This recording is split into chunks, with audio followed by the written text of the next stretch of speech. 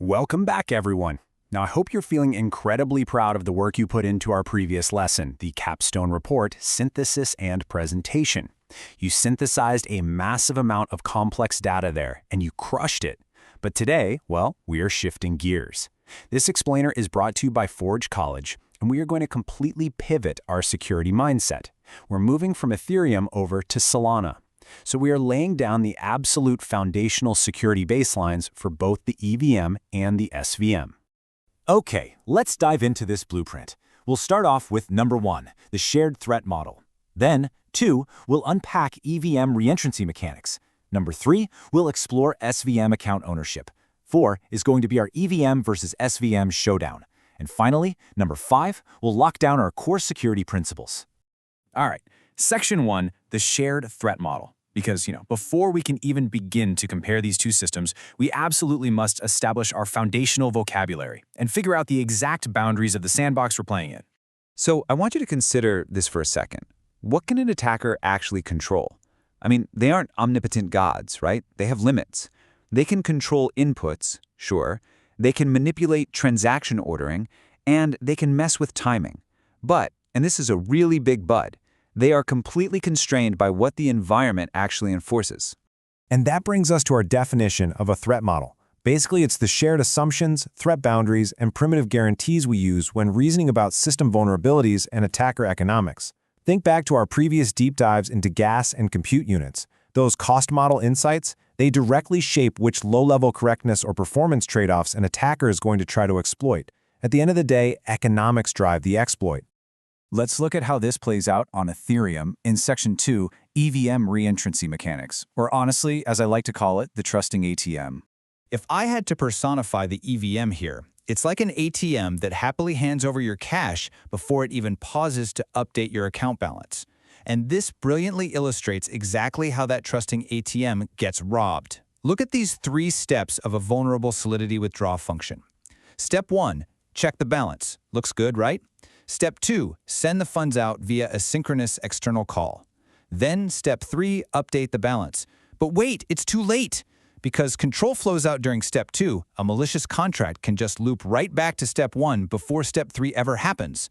Your internal bookkeeping still shows the funds as available, and they just drain you dry. So how do we actually fix this? Well, these EVM mitigations are your lifelines. First, update your accounting before you send the money. That is the classic checks effects interactions pattern. Second, use a reentrancy guard, which is essentially just a mutex lock. Or third, limit the forwarded gas to callees. Because the EVM executes in a single transaction context, allowing those synchronous external calls, you, the developer, are the one who must manually enforce this safe ordering. Let's move over and see how this builds into our next paradigm. Section 3, SVM account ownership. If the EVM is a trusting ATM, Solana's architecture is, well, it's a strict, unyielding bureaucrat who demands 3 forms of ID before moving a single file. To do literally anything in a Solana program, you must explicitly verify things in your code. You have to ask, did the user actually sign this transaction? Does our program actually own the account we're trying to modify?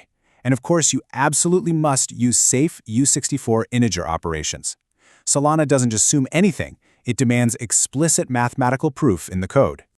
So, the crucial point here is that the attack surface shifts entirely. By separating account data ownership from the transaction signer, the SVM pretty much eliminates implicit caller mistakes like that EVM reentrancy we just talked about. But, you guessed it, it introduces a brand new danger: improper account descriptors and signer omission. If you forget to write out your explicit checks, your program is just completely wide open to attackers. All right, it is time for Section 4, the EVM versus SVM showdown. Let's bring both of these paradigms together for a direct, impartial architectural comparison right here on our blueprint. Now, what's really interesting about this slide is the stark contrast when we put them side by side. Look at the call model. EVM is synchronous, while SVM uses cross-program invocations. For atomicity, EVM gives you single transaction atomicity, whereas SVM utilizes instruction-level execution. And for permissions, EVM relies heavily on MSG sender, while SVM requires explicit signers and program-derived addresses, or PDAs. Neither model is universally safe for folks. They are just governed by fundamentally different sets of rules. Oh, and we definitely have to mention version 0.8.0. That was the glorious era when Solidity finally fixed silent integer wraparound natively in the EVM. Just a massive collective sigh of relief for Ethereum devs everywhere. But keep in mind, over in the SVM world, Rust programs still require explicit checked arithmetic to avoid underflows and overflows. You have to actively opt into safety. Let's tie this all together in Section 5, Core Security Principles. It's time to synthesize everything we've looked at and figure out how you can pragmatically apply this mindset shift to your daily code. Here is your 5-step threat model workflow. Honestly, you should follow this for every single new program you write.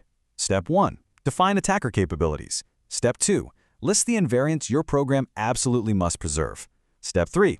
Map the platform guarantees. Step 4. Identify the primitives you're going to rely on. And Step 5. Draft your mitigations and test cases. The key here is that you have to map your mitigation primitives to the actual platform semantics. You can't just copy a surface pattern from Ethereum and expect it to automatically protect your Solana program. It doesn't work like that. I want to leave you with this one summarizing thought. Separate capability from guarantee and turn implicit assumptions into testable invariants. So how are you going to test your next SVM boundary? Are you just going to assume the framework protects you, or will you actually write the explicit tests to prove it? Thank you so much for joining this explainer brought to you by Forge College. Please go visit forge.college to dive deeper into the subject and discover more amazing Web3 related topics. Happy building!